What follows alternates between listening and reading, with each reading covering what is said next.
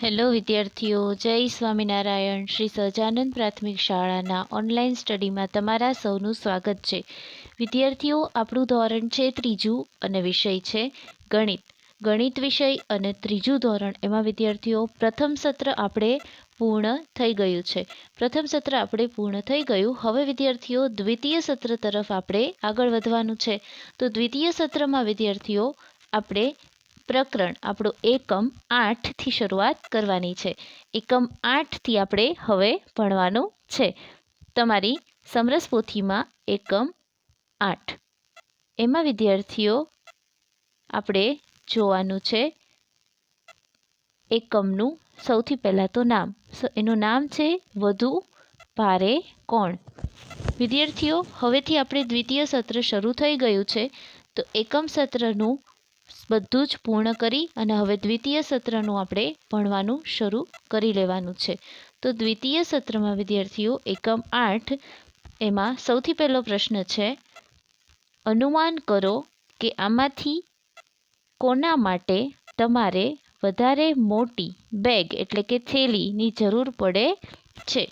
શેની માટે વધારે મોટી થેલીની જરૂર પડે? ધારો કે વિદ્યાર્થીઓ તમે કોઈ પણ વસ્તુ લેવા ગયા હો અને એમાં તમારે થેલીની જરૂર હોય તો એમાં તમારે વસ્તુ મુજબ તમારે કેવડી થેલી જોવે તો એ આપણે અહીં જોવાનું છે. તેમાં સૌથી પહેલું એમ છે કે 1 કિલો પોપકોર્ન અથવા 1 કિલો ખાંડ. હવે તમારી પાસે 1 કિલો પોપકોર્ન હશે અને 1 કિલો ખાંડ હશે તો બંનેમાંથી મોટી થેલી તમે શેમાં મળશે?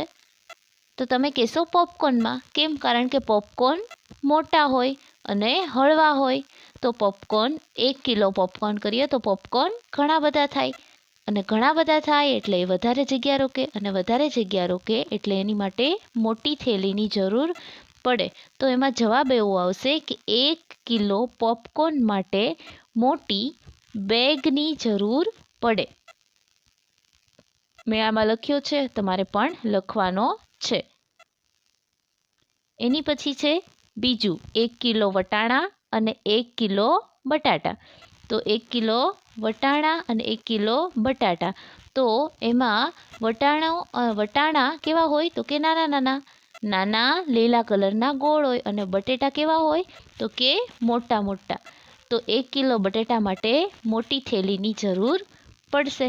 તો એમાં જવાબ આવશે 1 કિલો બટેટા માટે મોટી બેગની જરૂર પડે. મેં જેમ લખ્યું છે એમ જ તમારે પણ લખવાનું છે.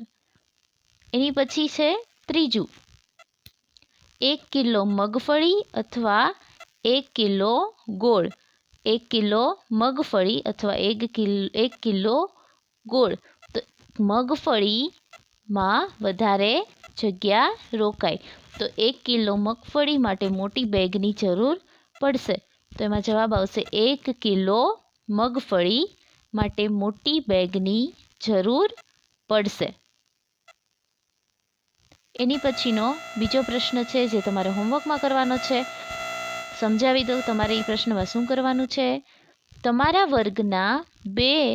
વર્ગના મિત્રોના બે નામ આપો કે જેમના વજન લગભગ તમારા જેટલું હોય. એમાં પહેલું એવું છે કે લગભગ તમારા જેટલું હોય, બીજું એવું છે કે તમારા કરતાં વધારે હોય અને ત્રીજું એવું છે તમારા કરતાં ઓછું હોય. હવે આમાં વિદ્યાર્થીઓ તમે તમારા મિત્રો પણ રાખી શકો, તમારા ભાઈ બહેન પણ રાખી શકો. તો વિદ્યાર્થીઓ જો તમારી જેવડા તમારા મિત્રો અથવા તમારા ભાઈ બહેન હોય તો એમાંથી કોઈ પણનું નામ તમારે અહીં લખવાનું છે. સૌથી પહેલાંમાં તમારે લખવાનું છે કે તમારા જેટલું તમારા જે મિત્ર અથવા ભાઈબંધનું વજન હોય તો એનું નામ લખવાનું છે કે એનું વજન તમારા જેટલું જ હોય. પછી બીજું એવું છે જેમાં એનું વજન તમારી કરતાં વધારે હોય તમારી જેવડો જ પણ એનું વજન તમારી કરતાં વધારે હોય તો બીજામાં તમારે એનું નામ લખવાનું છે. અને ત્રીજામાં તમારા કરતાં ઓછું હોય કે તમારી જેવડો જ હોય પણ એનું વજન તમારી કરતાં ઓછું હોય તો એનું નામ લખવાનું છે ત્રીજામાં. ત્રીજો પ્રશ્ન જોઈએ. ભારતીના માતા પિતા સ્વાતંત્ર્ય દિનની ઉજવણી વિશેષ રીતે કરે છે. ભારતીનો જન્મ તે દિવસે થયો હતો. તેઓ ભારતીના વજન કરતાં બમણા વજનની મીઠાઈ ખરીદીને ગરીબોને વેચે છે. નીચે ભારતીની ઉંમર અને વજન દર્શાવ્યા છે, તો મીઠાઈનો જથ્થો કિલોમાં જણાવો. હવે જન્મ સમયે ભારતીની ઉંમર સૌથી પહેલાં આપણે જોઈએ. જન્મ સમયે ભારતીની ઉંમર કેટલી છે? 3 કિગ્રા. તો મીઠાઈનો જથ્થો કેટલો? બમણો વેચે છે, તો 3 + 3 એટલે 6 કિગ્રા મીઠાઈનો જથ્થો થયો. હવે 1 વર્ષની ઉંમર ત્યારે 9 કિલોગ્રામ થયું એનું વજન. તો 9ના બમણા એટલે 9 + 9 એટલે 18 કિગ્રા મીઠાઈનો જથ્થો થયો. 2 વર્ષની ઉંમરે આ ખાનું તમને ખાલી આપ્યું છે, પણ અહીંયા લખ્યું છે 13 + 13. બમણા 13 + 13, તો 1 વખત 13 એટલે એનું વજન થયું, બરાબર. તો અહીં 13 કિગ્રા અને 13 + 13 એટલે 26 કિગ્રા. પછી 3 વર્ષની ઉંમરે તો 17 કિગ્રા, એનું બમણું થશે 17 + 17 એટલે કે 34 કિગ્રા. પછી 4 વર્ષની ઉંમરે 21 કિગ્રા. કિગ્રા એટલે વિદ્યાર્થીઓ કિલોગ્રામ. વજન જે છે હંમેશા કિલોગ્રામમાં મપાય. તો 21 કિગ્રા, 21ના બમણા એટલે 21 + 21 એટલે કે 42 કિગ્રા.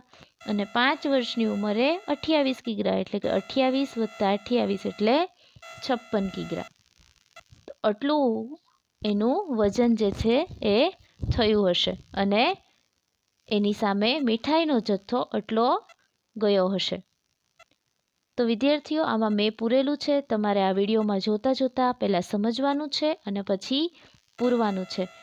આજથી જ તમારે તમારો અભ્યાસક્રમ જે છે એ શરૂ કરી દેવાનો છે, અને સાથે સાથે ભણતા પણ જવાનું છે. તો આજનો વિડીયો આપણે વિદ્યાર્થીઓ અહીં જ પૂરો કરીએ.